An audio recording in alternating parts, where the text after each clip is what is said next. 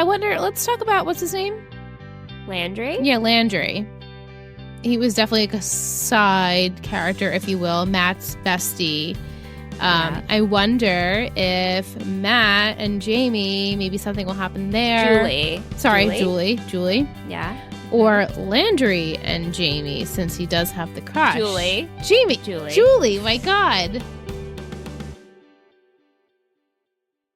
Welcome back to Talkin' Texas Forever, a Friday Night Lights podcast. I'm Michelle. And I'm Liz. We're here, guys. This is the series finale of Talkin' Texas Forever. This is the series finale of Friday Night Lights. Yeah. Wow.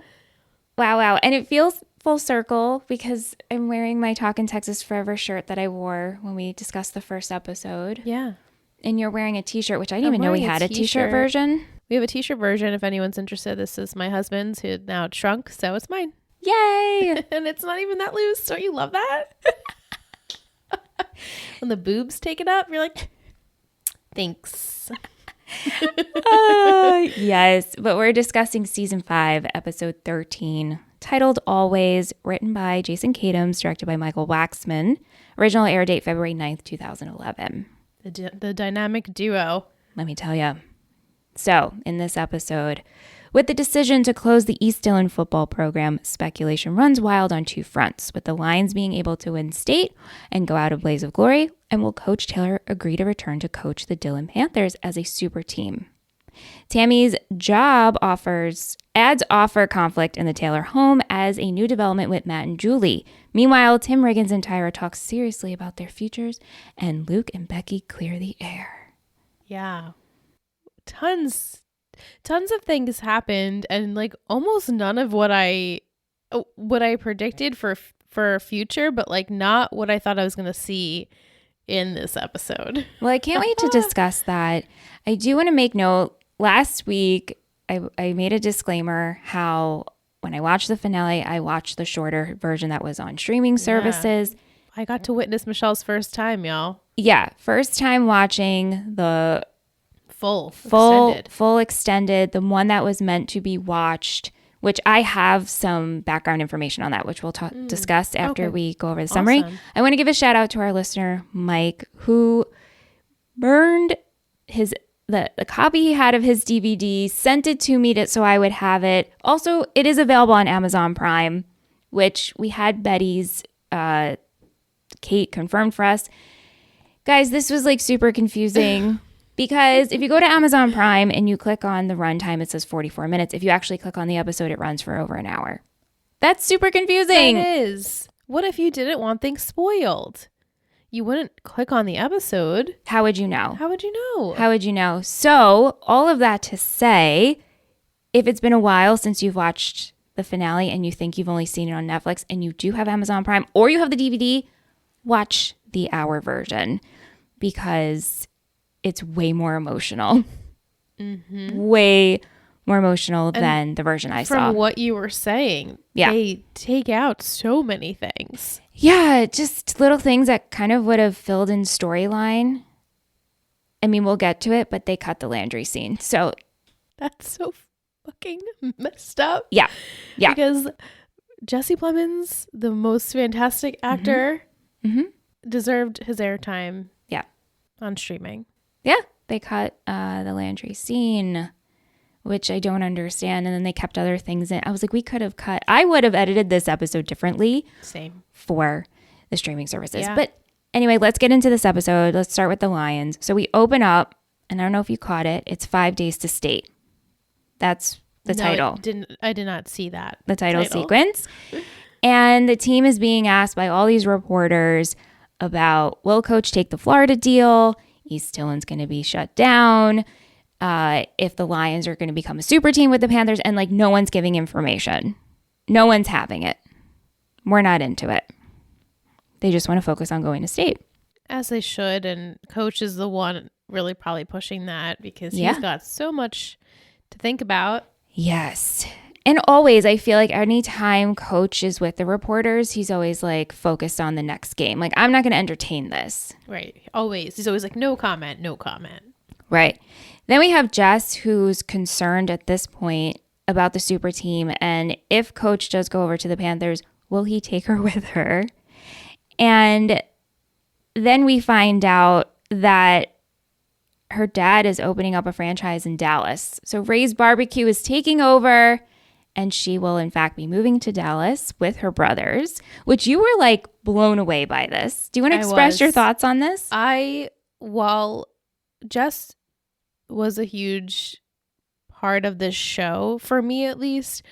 I, for some reason, didn't have any predictions as to what was going to happen with her character. And I kind of feel badly about that I actually she was like a third thought in my brain. And now I'm like, wow, she actually had this storyline where her dad's picking up the kids and they're moving to Dallas. And I was just like so surprised. Also, I was really upset the way that Amber delivered it. She's just like, your ass are moving. They didn't even have... You pull this 17-year-old out of her high school. She hasn't even graduated yet. And you just like throw that in her face. Like, I don't know. It just really bothered me. But it ended up all working out for her. So it did. We have this extremely emotional, sweet moment where she goes in to tell Coach, I won't be needing to go with you to the Panthers because we're moving to Dallas. And she says, this was such an amazing time in my life and it meant so much to me. It was like the best part of my year. And Coach says, me too. And then he's like, oh, by the way, like I know who's over at Dallas Walker. I can put in a good word for you. I'd be happy to. The best send off she could ever ask for. Yeah. It was perfect for her. It was chef's kiss. Beautiful. We have Billy giving out state tickets, and Coach notices that Vince only wants one. Now, previously, we have scenes where Vince goes and talks to Ornette, and this exchange of Vince and Ornette was cut short in the version I watched. But pretty much Vince has this conversation with his dad, and I said it's just unbelievable of the pride that Ornette has, because Ornette is in the bar before Vince walks in. He's talking about a play, right? Like he's talking with, And so Vince walks in and says he's going to state, and Ornette's like, how's your mom doing? And, oh, I'm busy, but I'll watch you on TV. It's such a slap in the face. It is, and you're the one who messed up. Right. Your kid is coming to you. He does not have to. Telling you, I'd like it if you be there, be important to me. You're the one who messed up, so therefore you should be like, yeah, anything to do to like have a relationship with my kid. You would think. But you don't say that. You say the complete opposite, like, oh, I'm busy. And like, what are you doing here? Yeah. And so when Coach overhears that Vince is only taking one ticket to state, he takes that ticket, he goes and finds Ornette, he drops it off to him, and he's like, this is like a once in a lifetime chance. Like, pretty much show up for your kid. Show up for your kid. And they always have had it out, Coach and Ornette. And this time Ornette just says nothing. He looks with this like smug face. Yeah. And I know you and Rihanna, and we've had other people say, like, we just want Ornette on the island. We did not have to keep doing this. Do you think it was necessary for him? Because, and we'll talk about, I want to talk about like the end montage and when we get to state, when we get there. But Ornette essentially does end up going, and we do see that he shows up. Was it necessary to include him? I don't know. No. And I feel like for Vince, this guy, you don't need his approval anymore. Like, you realize like he is just a piece of shit. Yeah. And I mean, while we were watching, I'm like, just because he's family doesn't mean that you have to like force a relationship. You know, it's like he can't make up his mind if he wants to be in your life or not. And he wants to be with the mom, but then again doesn't, because he's obviously not strong enough to be with her, because he can't handle the fact that she's sober and he's clearly not. And it's like, what do you want? Like, what are you wanting from this situation? Do you want to have a relationship with your kid or not? Yeah. And so I don't feel like a lot for me, it because it's heavy and you don't want to see Vince hurting. Right. I don't want to see it. Sure. Doesn't mean that Vince doesn't deserve the chance to talk to his dad. Right. I think it would have been honestly fine if Ornette just came at the end. We would have been like, okay. Oh, that just showed up and we didn't have to have the exchange. We didn't have to have this back and forth. Honestly, we didn't even have to have Coach bring him the ticket. We could have excluded that whole thing, and Ornak could have just came at the end to support, and we'd be like, okay, at least he's supporting his kid. He showed up. That's it. He showed up. I didn't need the other stuff, but that's me. Interesting. I like that. Before the game, Buddy gives a call to Coach, and he tells him that he needs to make a decision. He has to sign on as coach of the Panthers before state. We need this signature. Now, we know that there is hesitation going on. There is so much friction happening in the Taylor household between Tami and Coach. For like weeks. It's so toxic. It's not a healthy situation. It's so upsetting. But hear me out here. And I think, and Liz felt the same way I did. You know Coach is going to make the right decision. So when he finally does make the decision, I was still mad. We were mad, but it wasn't like happy about it. Right. It was done it was like a forced choice. Right. It was drilled into him like one too many times. Yeah. Where it should have been like a very conscious, like, oh, actually I'm doing this for my family. And that's it. Yeah. I mean, and there was also so many scenes that were cut, like emotional conversation scenes between Tami and Coach, that I think in the Netflix one that I watched, I won't speak for Hulu or Peacock. Who knows what's happening over there? But it kind of just felt like Coach is being like, he's just being a dick. Mm-hmm. Yeah, he did not get a good edit in the edit. He didn't. And he didn't look great in this one either. No, but at least more understandable. We see him having conversations with Tami, one after they go out to dinner and they discuss with Matt and Julie, which we'll get to. She goes outside because she's upset, and he follows after her to like console her, and she says, "It's my turn." Oh, that killed me. Right. Like, how many times do we have to say it? And then what killed me is after the dinner, when they go home and they're sitting in their living room, and lying he's like on the couch. Yeah. Mm-hmm. And he says, "What are we going to do about this?" And she says, "I'm going to turn down the job." And he says, "Okay." Yeah. Oh, your wife is so distraught and upset that she has to make this decision, and you are just going to say, okay? Mm-hmm. Like and he's like, "I would love for you to talk to me about it." She's like, "I have been talking to you about it." Right. You have not responded other than, "I need to leave. I'm not ready for this conversation. I want it this way." That's not a conversation. You're just being talked at. Right. And leaving. Yeah. And now you're like, "Well, we need to talk about it." You've been needing to talk about it this whole time, and you refuse to talk about it. And then you have at the dinner, you hear how Julie gives her take on like, "You guys are my inspiration." Role models, yep. And Coach is like, in a marriage, it's maturity and listening to each other. Mm-hmm. And so all of this is like, Tami's just like, "Sure, keep piling on, practice what you preach." She's like, mm-hmm, right. Mm-hmm. And so it takes Buddy's call early in the morning and for Coach to get out of bed and finally like see the offer letter on the table for him to be like, "Oh shit, that was the catalyst." It doesn't make sense.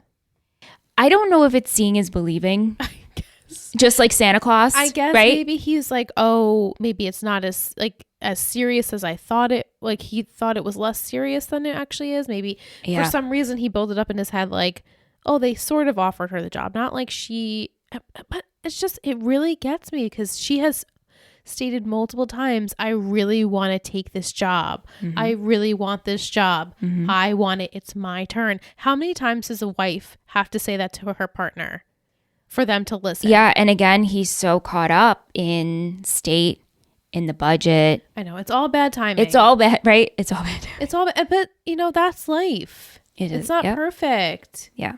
And he's just, like I said last week, like it's always going to be the next thing with him. He's always going to be like, "Oh, we have to talk about this later because I have this to deal with." He's just not good at hard situations. Right. But he gets this light bulb moment of, "Oh my God, yeah, obviously I have to do this for my wife." And so he rushes to the mall because Tami is taking Gracie Belle to meet Santa. And he scares her half to death. Gracie gets her cute picture, and then he says, "Will you take me to Philadelphia?" And she was really accepting of it. And I was still like, "No, I'm really upset. If your partner showed up, this is kind of a grand gesture in a way. I get that. And you're like, finally, honey, you have reached the right decision. Mm-hmm. You still would have been mad, huh? A little bit. Yeah. Okay. Me watching it. Sure. And as a third party perspective. Yeah. I was still like, well, geez, it took you long enough. We get this beautiful montage of the gameplay. Yeah. And I love that we see the boys on the bus going to state, and it's all silent. And we just have music playing. Yeah. The boys are rolling around on the turf. It's beautiful. It's like it brings emotion, right? And you just hear like the sound from the crowd.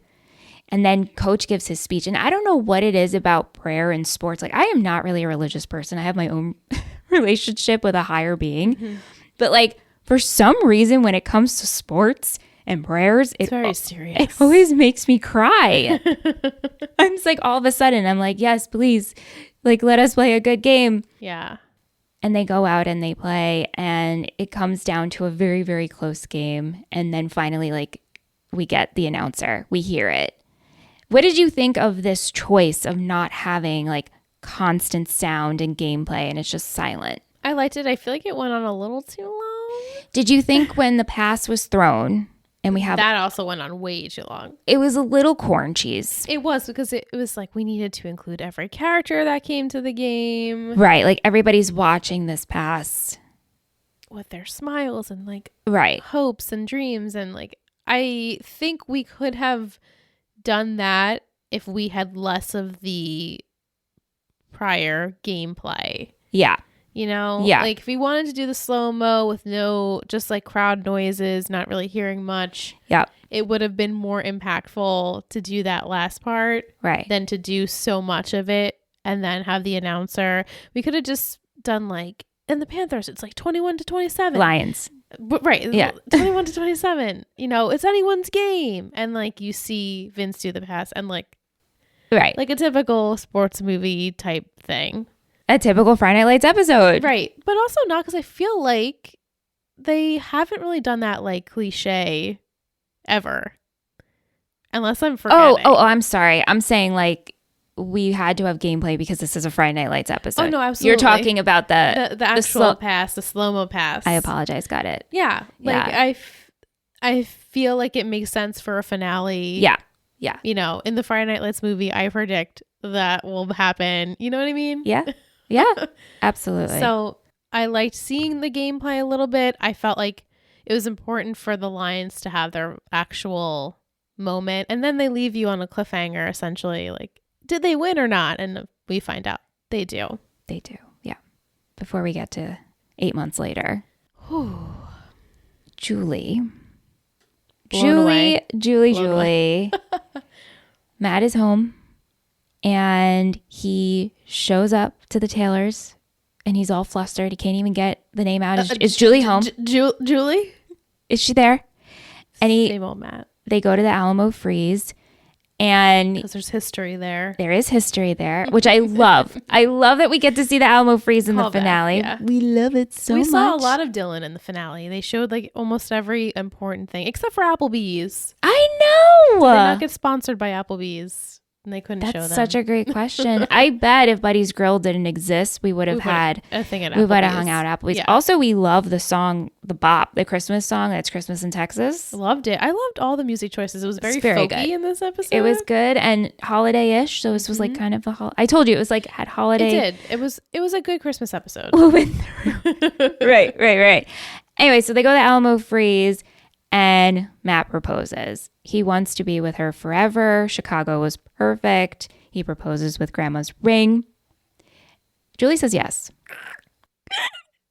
I was really actually very surprised. Even though I predicted this, I was not expecting it to happen in this episode. Before the credits, I think. That's what you were saying. You're like, oh, before the credits. And I'm like, it's so early. The intro, I should say. You know, it's so early on here. The best part about this is she goes, oh, my dad must have flipped. And Matt's like, what are you talking about? This is an old wives' tale. Like, I didn't ask your dad permission. And she goes, okay, let's pretend this didn't happen. You have to ask my dad. Yeah. It's funny. Do you think that's an old wives' tale? Well, that's actually in our questions because Elizabeth wanted to know, did your husbands ask your father's permission to marry you? My dad died when I was 17. So well, doesn't mean Anne didn't like say anything to him. Well, he definitely talked to my mom about it. Right. Who's also very... Sure. She's both. She took on both roles when my dad passed away. Yeah. And obviously his dad and mom and grandma knew. I don't know if it's an old wives' tale. Did Rans ask Ron's? He actually did. He did? I know. Aren't you surprised? I was really surprised because, my husband is non-traditional at all. No. In any way. So my mom told me that he came a week or two before he decided. I mean, this is after he had the ring and everything, but yeah, he went over and talked to my dad. I was really, really surprised. I know. Aren't you surprised? Because I was really surprised. I think it's, guys, I've known Liz since she was 5. Mm-hmm. And I've known her family forever. They're my second family, truly. And Rans I've now known for so long. And I would have loved to have seen the conversation between Rans and Rons. I know. The two mutes. The two mutes. but not. Not like. No, it's funny. Randy loves my dad. Your dad cracks me up. Ingrid and I used to go to the gym. I know. At 4:00 in the morning. We were crazy. This was back in 2019. And her dad would be there. My dad is always at the gym at 4. And he'd be stretching and he'd be like, "Hey girls." And I'm like, "Oh my God, it's Ron's." Yeah. But isn't that funny? I know. Wow. So I just, thinking that Randy did do that. Yeah. I'm like, is it an old wives' tale? Do people still? I feel like my brother-in-law did that too. I could totally see that though. But they were, childhood. They met when Rye was 15 or 14 years old. They're high school sweethearts. And until this day. So I guess it was just assumed that. Right. My dad just automatically assumed. I think he did actually ask him, but yeah. Wow. I know. Learn something new every day. I don't know. I guess I go back and forth on this, if it's an old wives' tale or if it's just give a heads up. If you have a good relationship, I don't think it should be permission. Right. Because Julie is 18. Right. She's 18. Legally, she's not your kin anymore. She's not your responsibility. She can make her own choice. And it's clear that they obviously figured it out. Yeah. When we see the flash forward, but they were very much no, you can't do this. You can't. And so the scene that's cut is Matt goes over his speech with Landry. Y'all, Landry was not in the edit I watched, yet I'm reading all these things online about this heartfelt scene that we love seeing Landry come back from the finale. And I'm like, wait, what? Yeah. And TBH, 3 or 4 weeks BTS, ago, right? I Behind the made scenes. a prediction. And I asked Michelle if Landry was on the island, and she said yes. Yep. And then within before the episode came out, Michelle's like, I needed to take all of that out. She's like, because I found out he is in the episode. Yeah. And so I knew this whole time he was coming back, but Michelle had never seen him come back. No. And so on IMDb, it says Jesse Plemons. In articles, it says, and then I watch and I'm like, wait, what the heck? He's not in this episode. I don't understand. I'm so confused. And so we have this scene where Landry and Matt are decorating the house together. And he goes over what do you think about me talking to Coach? And Coach likes me, right? Yeah.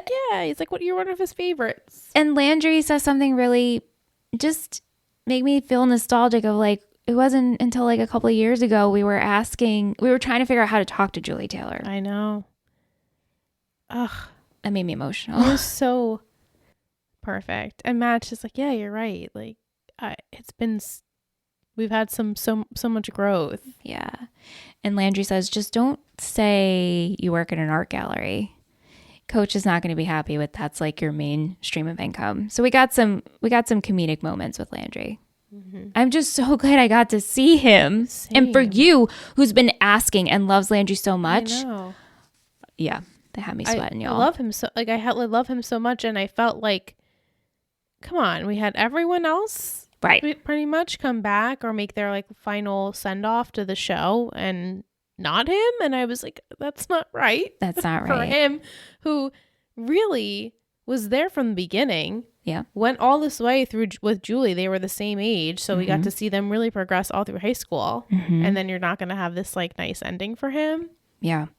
And so Matt does go and stumble his way and try to get it out to Coach. And Coach is like, it's a no today, a no tomorrow, and no until the sun burns out. That really bothered me. You couldn't have, I mean, because he couldn't relax. Like his thoughts were, he just saw red. So he was just like, not ever. I know. But it's like, really? Not ever? I know. And he gets so heated. He goes home and talks to Tami about it. And he's like yelling about it. And Tammy's like, what are you yelling at me for? Like, yes, we have an issue, but we'll deal with it. And Tami, she's just like, no, I can't be. They're so young. No, of course not. Julie? He's like, no, Gracie Bell. And then Tami has a sweet exchange with Julie about it and shows her the ring. And she's like, it's so beautiful. She's so much softer. She's so soft. And she felt true emotion. Yeah. When she saw Julie and how excited Julie was, and she holds her hand with the ring and she just starts to cry. She's like, that is really beautiful. Like, and then she probably is feeling so much of just so much what's going on in her life, and seeing her daughter that she created with this husband that she has this life with, that they were also very young when they got married and very young when they had Julie. Yeah. Yeah. And they're trying to make it work, and they've been struggling so much these past few episodes. Like the most they ever have, except for when we saw them in season 2 and they weren't like in the same room ever. What did you think of them going all out together for dinner? Because Tami says, we want to take you out. She didn't even talk to Eric about it. She just made that decision on her own. Right. She was like, we need to talk about this. It's a conversation dinner. And it was pretty good, except for the fact that they were like, it's not really going to happen now. Even though they technically can't make the decision. Like, they don't have to sign paperwork because she's 18, right? Right. Or like Nelly, they had to have like her parents' signature. Because she was still in high school. That's so ridiculous. The Nelly marriage. I love Nelly. We love Nelly. We're not going to go on a One Tree Hill rant, but like truly that was like ridiculous. It was so ridiculous. This makes sense though, because it's small town Texas. They love each other. They've been together since high school. They're rekindled their romance. They loved being with each other. And like, honestly, distance makes the heart grow fonder. So while that weekend probably was really great, it wasn't like a test run. You guys didn't live together for like 2 to 3 months. You lived together for like 2 days. But I understand. But also, they don't have to get married tomorrow. No, they could be having engagement for like 15 years. Like, they don't have to get married the next day. Right. And again, Julie, she says, you guys got married at my age. And like, it's a different time. It's always a different time. They were a little bit older. But she's looking at them of like, you guys have made it work. And so that's what really like strikes a chord with Eric and Tami. Because I think, right, it's like, well, just because I did it, I don't want you doing it. I get it. It should have just been like, I love that you guys are together. Just please don't rush into it. Right. And just like maybe think about it a little bit. Maybe think about it. And then you have on the other hand, Grandma is so excited. No one makes me cry more than her. She's on the screen, I am crying. She kissed her hand. It's just, she's so sweet. And when she has tears in her eyes and she's like, you need to call me Grandma now. She's like, let me get my wedding dress. And Julie, I think this starts to overwhelm her. And she's like, are we making a mistake? Like, are we rushing into this? And Grandma's like, oh, I'll get my shoes. I had small feet though. Kill me. It killed me. But it was a very sweet scene. What if you and Aunt were together in high school? Yeah.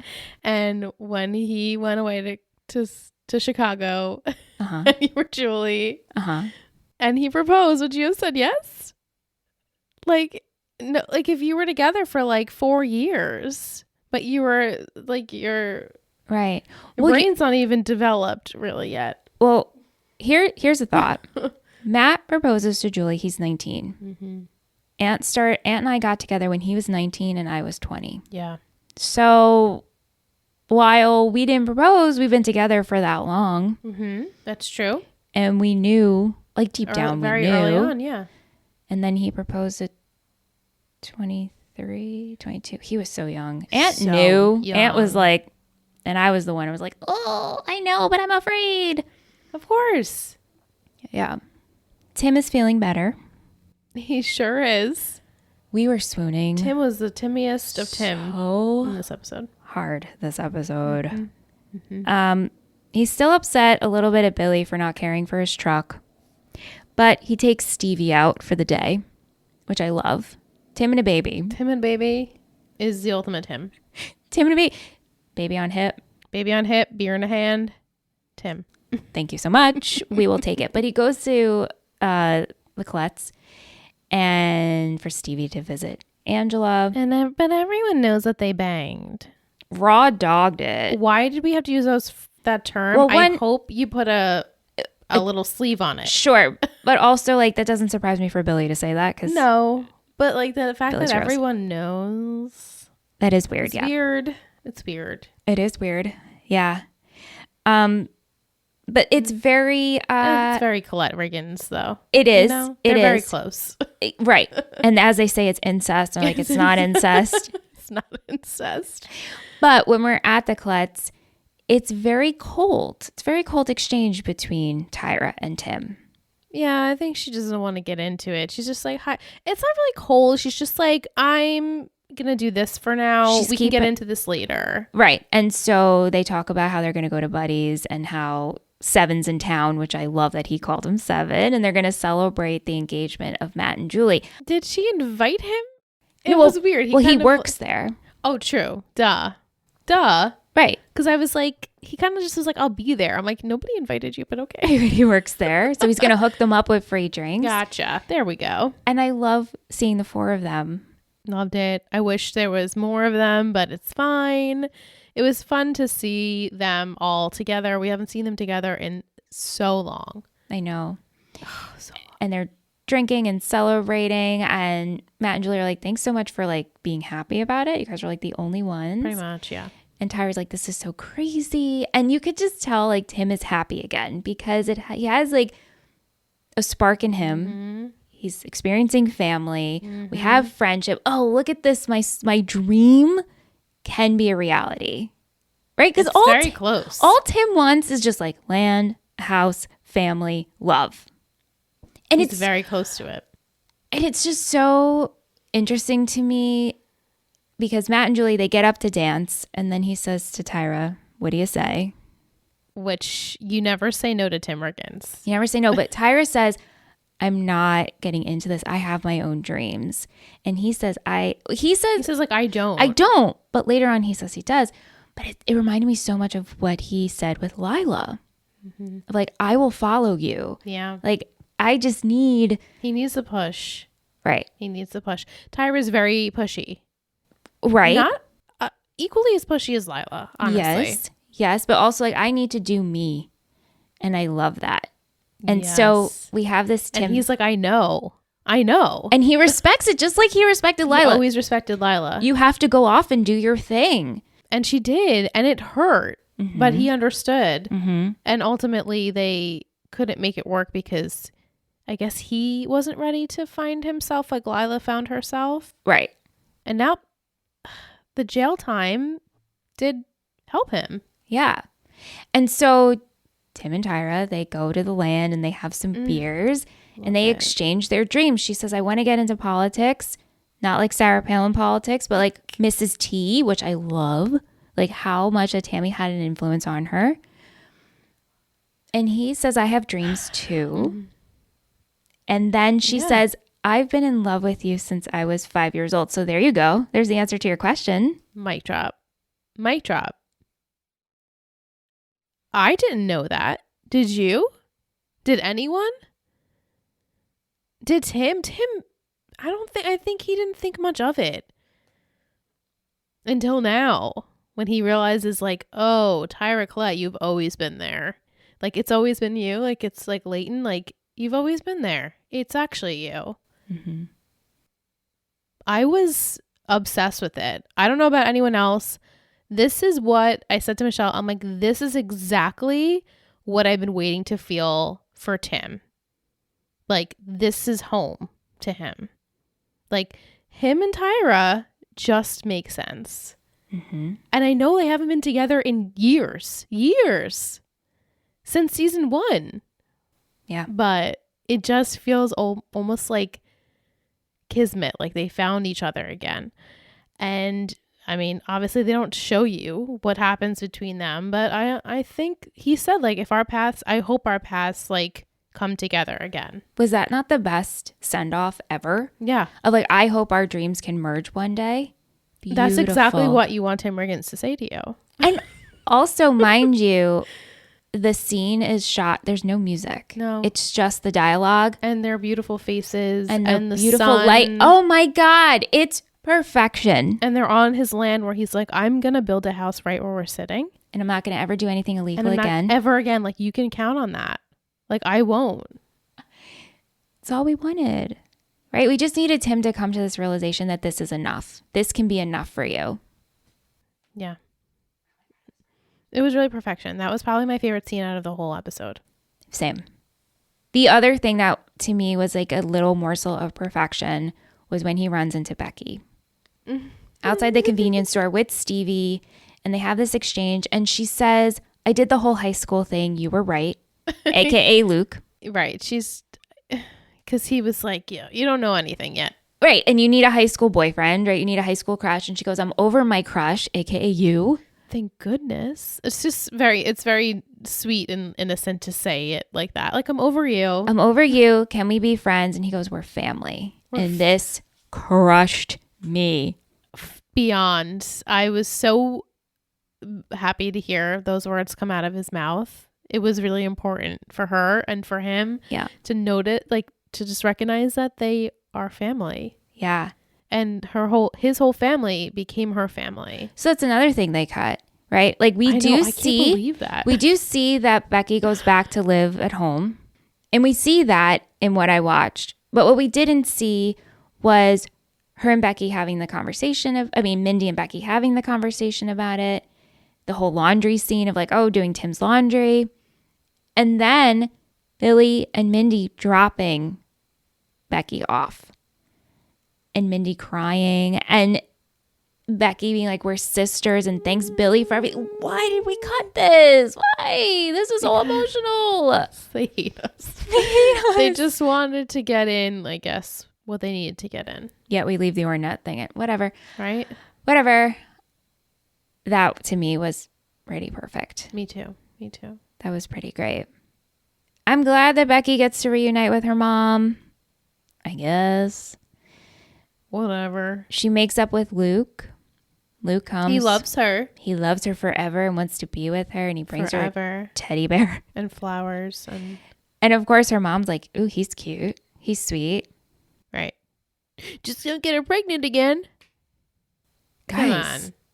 I don't know why this makes me so uncomfortable. So if we go back to that throw of slow-mo, right? And we fade into 8 months later. Yeah. Interesting transition, but I like it. Okay, good. So we get to Philly, coaches coaching. We have the Panthers, right? So we have Tinkers on there. Okay. And Buddy Vince Jr. is there, Buddy Jr. And we have Crowley. And we have Billy. And we have Spivey. But I don't know where Stan is. I don't know. I didn't see Stan there. But I said to Liz, like when he was talking to reporters, he's like, I don't like being in the front and center. But I don't know. Let's just like pretend he was there. Okay, let's pretend he was there. Unless I missed it. Did you miss? I don't think we saw him. Luke joins the service. Which I was like, yes, duh. So you liked this? I wouldn't say I liked it. I think it just makes sense for Luke as a character. He says goodbye to Becky, gives her his ring, his state ring. She's bawling. Yeah. Because your boyfriend's, or maybe like husband, I don't know what they did. They could have gotten married in that time too. They could have, right? She could be an army wife, but... Right. Yep. It just makes sense. That whole, like, why wouldn't I see that coming? That absolutely makes sense for Luke. Matt is in Chicago with Julie. So cute. We love that. They're just so cute. Matt is so cute. He's adorable. He's so sweet. We love Matt Saracen. I just love him. Buddy, he's still in his golf cart, and he puts up Clear Eyes, Full Hearts Can't Lose in the Panther Fieldhouse, which I love so much. Billy and Tim, they build the house together.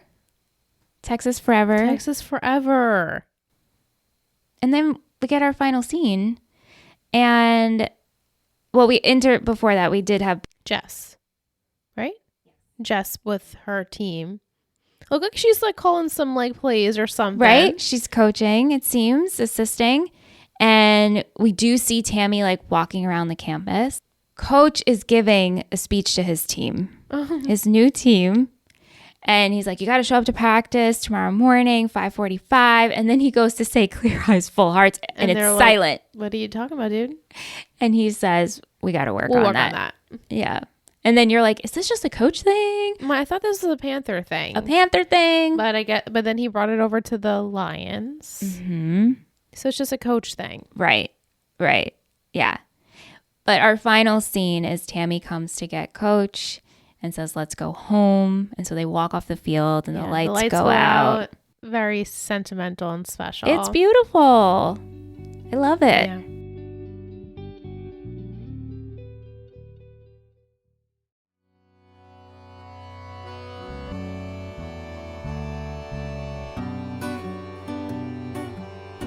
All right, let's set the scene. It's 2017. You are pushing 30 years old and have just watched the finale of Pretty Little Liars. You're wearing your feathered earrings and your red coat, and you swore you'd never watch this show again. Countless hours spent on message boards researching conspiracies. Time you will never get back. Okay, so fast forward to 2023, and you call yourself a teen drama aficionado. Just finished a podcast dissecting every salacious episode of Gossip Girl, and you're looking for something to fill the void.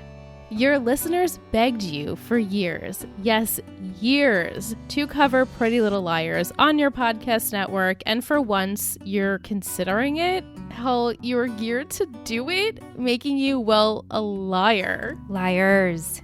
At last, We Are Liars podcast was born. I'm Michelle. And I'm Liz. And we're Total Betty Podcast Network, and we recap every single episode, spoiler-free, of Pretty Little Liars ad nauseum.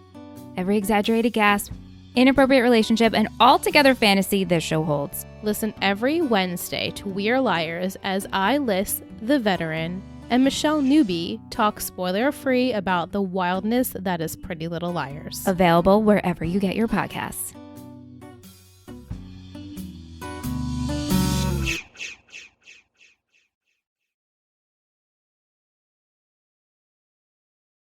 I just want to add that Vic said she saw an interview with Adrian Padalecki, and they asked her where she thought that Tim and Tyra would be, and she says that Tyra would be a counselor and Tim would be coaching. Love that. And then Rihanna said they're the new Coach and Tami. So I have some, before we get into other questions, I do have some articles that I gathered and finale thoughts. So about the different cuts, right? We had the hour version. We have the 44-minute version. This was an Entertainment Weekly article, interview with Jason Katims. Oh. I'm going to link everything. So you guys, if you want to read the full article, I'm not going to read the full article to you. But this is what was said about that. So there was a DirecTV airing, and then there was the NBC airing. It was very unusual in that way, but typically both of the versions of the episodes were exactly the same. We didn't really change anything between the DirecTV version and the NBC version, but with the biggest challenge was about 15 minutes longer. So for DirecTV, it wasn't a problem because they could air anything, but for NBC, we worked out a way that the initial one would be 90 minutes, but that we would have to edit then for streaming services and foreign outlets. It's a lot of work. I know. And that's what you chose to show? Yeah. Then, what I didn't understand, and this didn't really make sense to me, last week or 2 weeks ago, we talked about Hastings and like what was the point and bringing him on. And so then I found this article where Grey Damon was talking to Entertainment Weekly, and he said that his character actually did have plans if there was more time. We were going to get into his family life, maybe a relationship with him and Jess. Yeah. Okay. Right? But then Jason Katims in this interview says we actually knew that we were picked up for the 4th season and the 5th season at the same time at 13 episodes each. So even in the 4th season, we knew the 5th was going to be our last. So like you knew ahead of time. That doesn't really make sense So to me. you still brought in a new character. Yeah.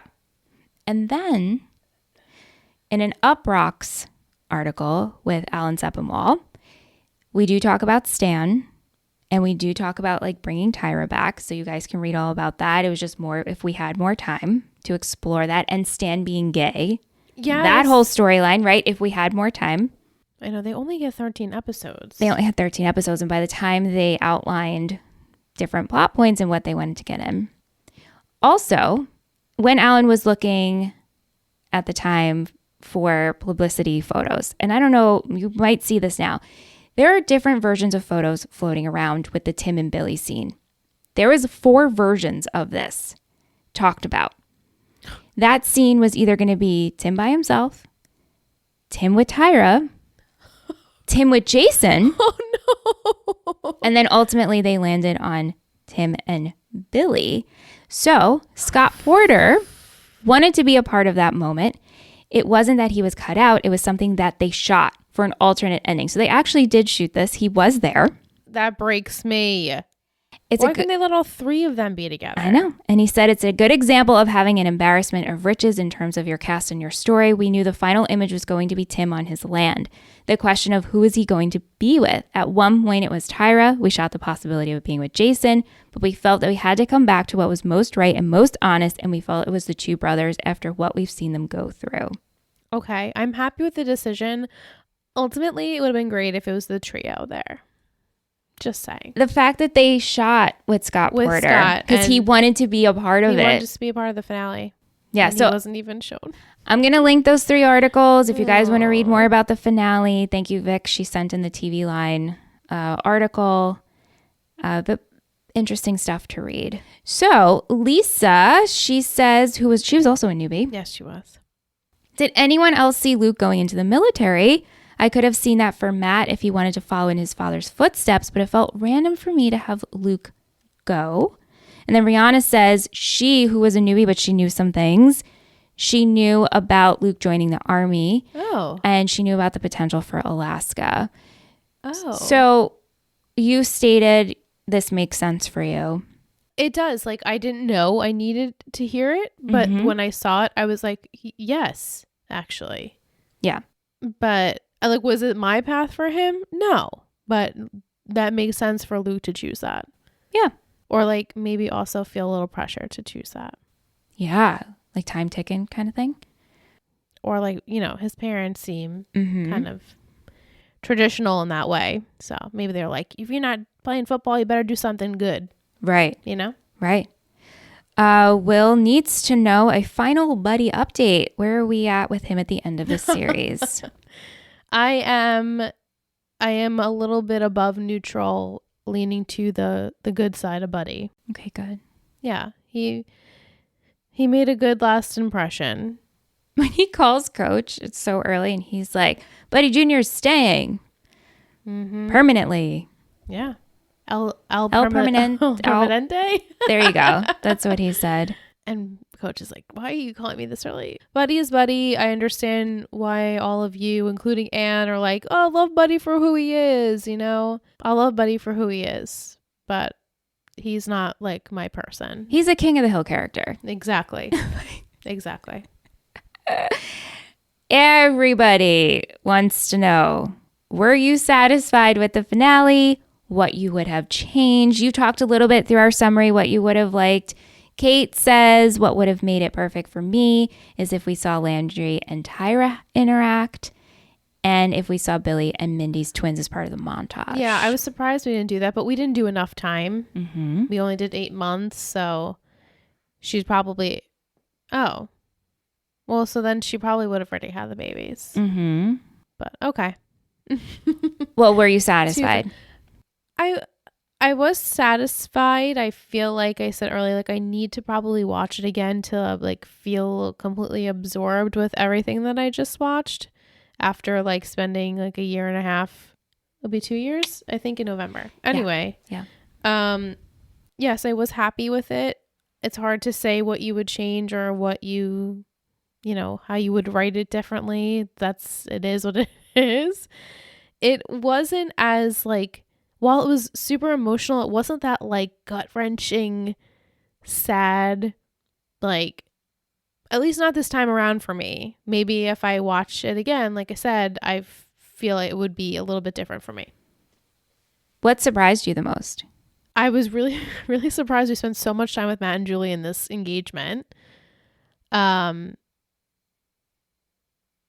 than that, I was kind of annoyed that we spent so much time with Coach and Tami trying to make a decision. Mm-hmm. I feel like almost we could have had more of like a special send off for Coach and Tami with the kids. Like, I mean, that was what I was predicting this whole time, is like everyone will come and say their like gratitude and thanks to the Taylors for being such a big, you know, integral part of their lives.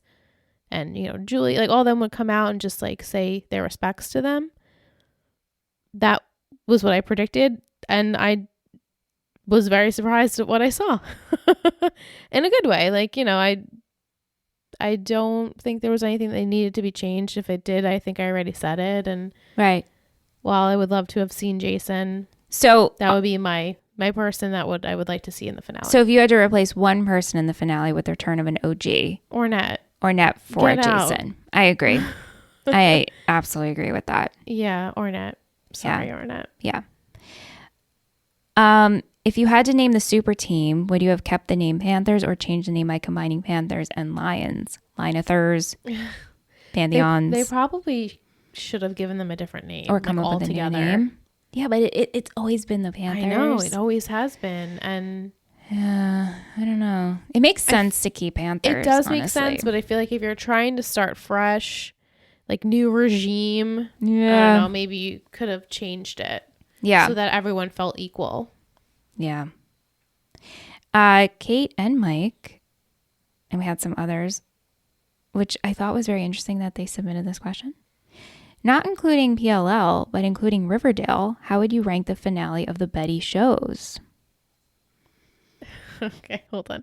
Not including PLL, but including Riverdale, which we haven't watched yet, which we will. Yeah, we can't include Riverdale. Can't include Riverdale. So out of One Tree Hill, The OC, Gossip Girl, and this finale, we have to rank them? Yep. I would say Gossip Girl's last for me. Oh, I don't remember a lot of what happens in the final episode of One Tree Hill. I liked it though. I really liked it. I remember liking it a lot. I just know Gossip Girl's last. Yeah. Gossip Girl is last. The last like half of the Gossip Girl episode is like way more entertaining. No, for sure. But I'm thinking of like all our other shows. Like the OC finale's good. Yeah, it's like similar to this. It's similar to this. Like I feel like these and One Tree Hill, honestly, they have the flash forward too. They have like a big flash forward. Right. Jamie's in high school. Yep. Spoiler alert. Sorry. Whoops. Well, yeah. I'm not really saying much, but that's almost impossible for me to put in an order. You know what? Gossip Girl was such a big deal with that reveal. Mm-hmm. So I feel that like should be on a pedestal. That should be the number one finale. Even though I don't feel it, it's more monumental than anything that happened. Yeah. No, I agree with you because you find out who Gossip Girl is in the final episode of the show. Yeah, and you have all those people come back. And so while I have it on the bottom, that's like my personal, like, because I didn't love Gossip Girl, but in terms of like big reveals, Gossip Girl has definitely got to be up there. Yeah, agreed. And I feel like honestly, the other three are completely even for me. Yeah. They all feel the same. It's all like a great it wraps it up. Summary, a wrap up. You see where they are in the future, at least a little bit, and everyone's thriving. Yeah. We also had the question of, can you think of other shows that had great finales and how this one compares? Which I feel, again, this one wraps it up beautifully, really does a good job. Gossip Girl is pretty good in terms of like the wow factor. If you don't know. If you don't know, it is very shocking. Is PLL similar to the Gossip Girl finale? Or is that hard to answer? I will say it is similar to the Gossip Girl Okay, finale. cool. So I look forward to that. In a way. I look forward to that. Same. I mean, you know, some other like major finales, Lost. So people have so much to say about the Lost finale. You either love it or you hate it. Yeah. Other finales, Friends. You're saying Parenthood.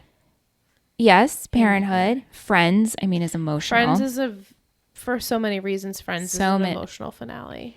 Yeah. I'm trying to think of other shows we love. Same. Yeah. Like even like the How I Met Your Mother finale is yeah. very controversial. Yep. Very controversial. Yeah. In hindsight, I will throw my opinion out there. When the first time I watched it, I threw rocks. The second time I watched it, I felt a little better. And now, I'm 34 years old, I haven't watched it in a while, but I'm okay with it. Good. It makes sense. Good. I like to hear it. That's all. I like to hear it. Yeah. Okay. So we're not going to do MVP shittiest for this episode because there are no shittiest. And how can you pick an MVP? Absolutely not. We're going to talk about favorite character overall for the series. This is hard. Liz was like, I do want to do this. I just threw it out there instead of MVP. Like, let's pick who out of every character was our favorite. I'm going to tell you mine's Tami. Me too. Yeah. Oh. I really could lean for Tyra, obviously. I love Landry as well. But Tami, since day one to now, her final moments, the way she fought for herself this season, except for this moment she had in this episode where she was like, you know what, you win. She was so defeated, like beyond defeated. I know. But it's Tami through and through. Always will be her. I have a question for you. How right now are you ranking our shows?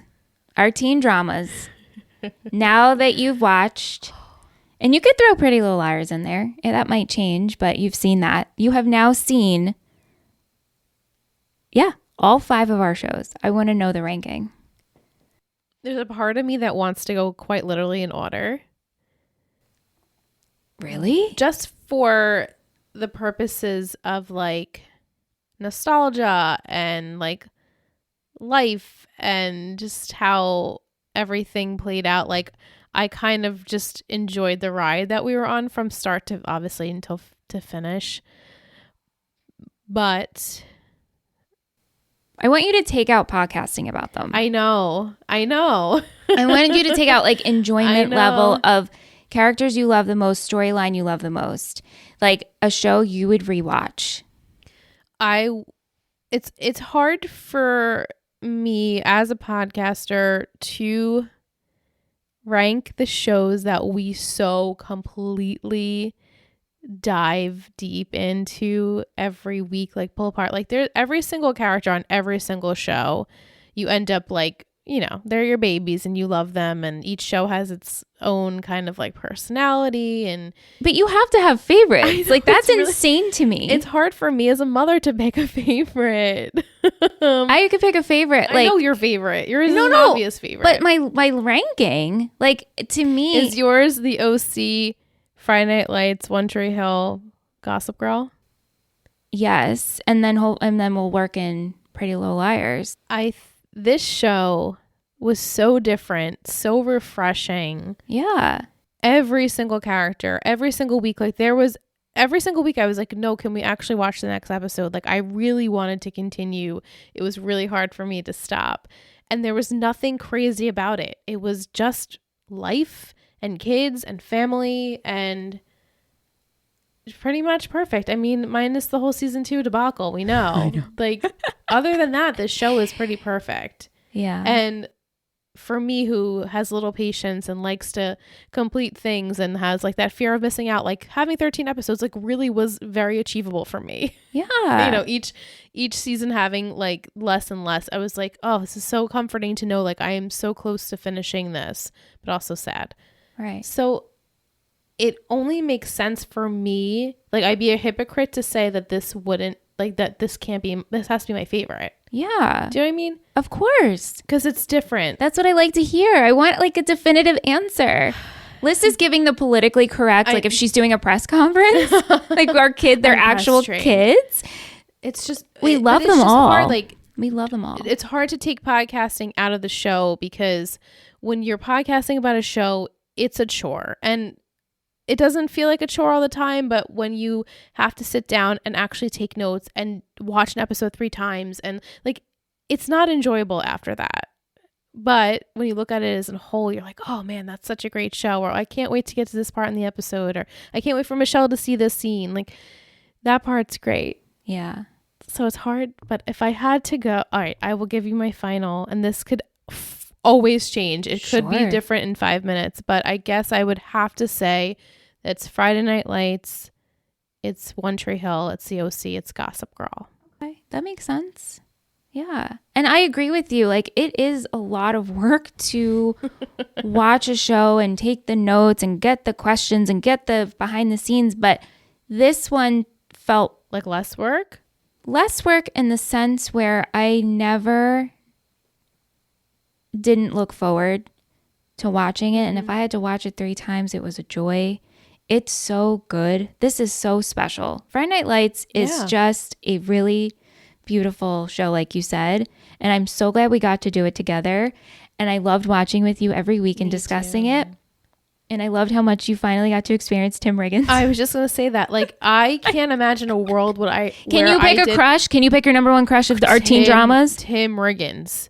Billy like Riggins. Seth Cohen. Who? No it is like, Tim. Literally, no, it's Tim Riggins. I know you were never a Seth girl, but like, it's Tim. Yeah, but I was a Ryan girl. Sure, me too. I'm a Ryan girl Tim. It's Tim. Like, I never knew what life was like. I never knew what love was like until I met Tim Riggins. And now my life will never be the same. Like, no one will ever compare to Tim Riggins. I'm sorry. You have tainted me for the rest of my life. Like, I feel like I am these girls in the show because I will never love another like Tim Riggins. Yeah.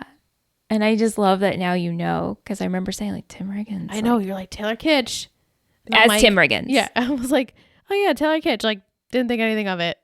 Then I'm like, oh no, it's not Taylor Kitsch. It's Tim Riggins. He'll forever be Tim Riggins. Oh God. What a perfect name for a perfect character. I know. Well, thank you for humoring me with my question to you, Liz, and making you rate our children. We have lots of Betty boosters this week. Oh my God, do we? So many. So many. We have a good old-fashioned roll call.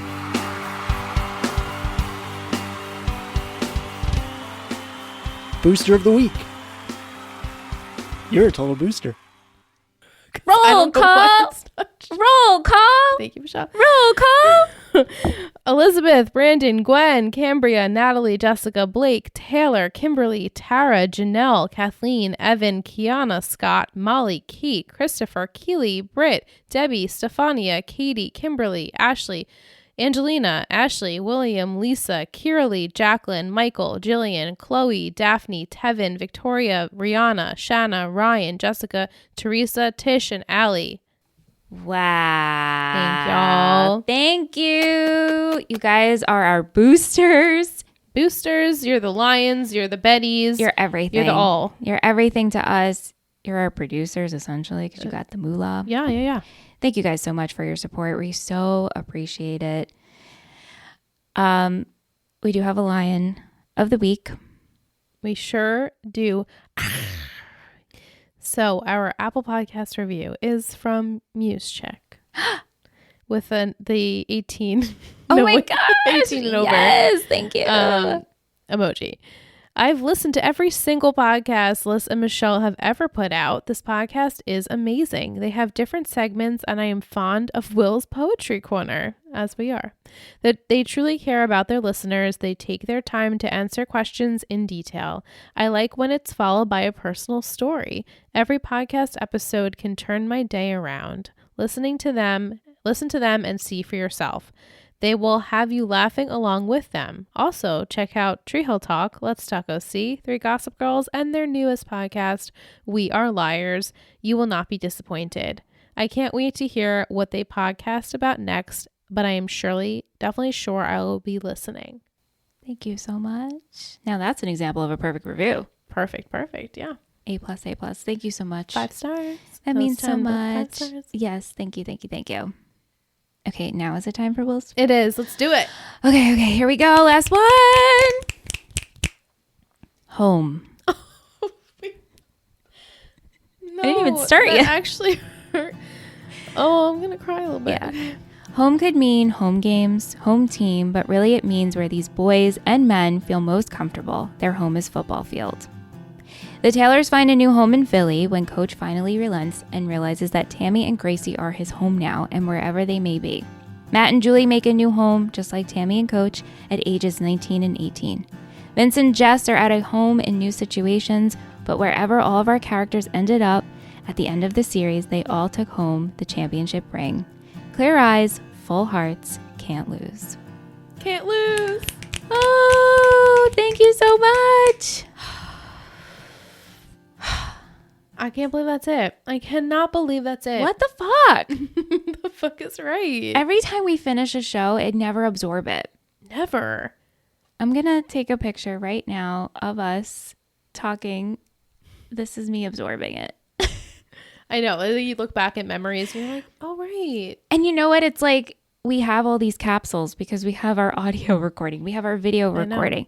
We have videos that we make, and yet it's still just so wild. Like, we will never go back and listen or watch it because, like, we don't do that. No. But I have to say, not to bring in One Tree Hill yet again, but this 23 days of Tree Hill really had me in my feels, going back and looking at our setup or our interviews or just even our clips of us watching those episodes together. And like, I'm like, whoa, it doesn't even feel like that was this lifetime. I know, it's really weird. But it was, I mean, only 6 years ago, you know? Yeah.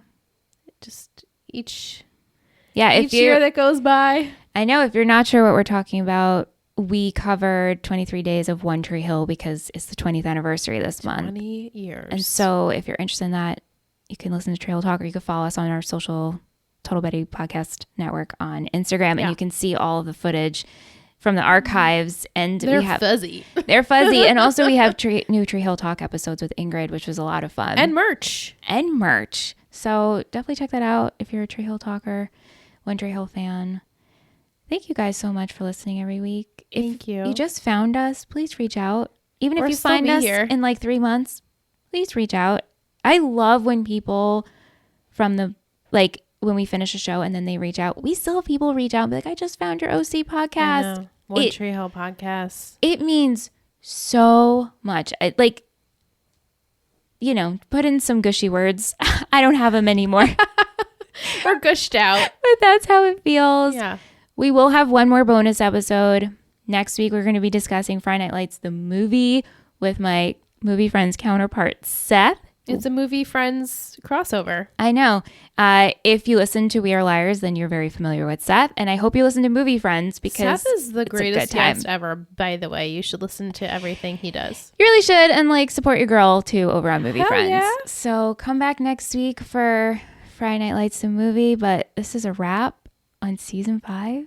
That's it. On Talking Texas Forever. Yay! I can't believe it. I can't believe it.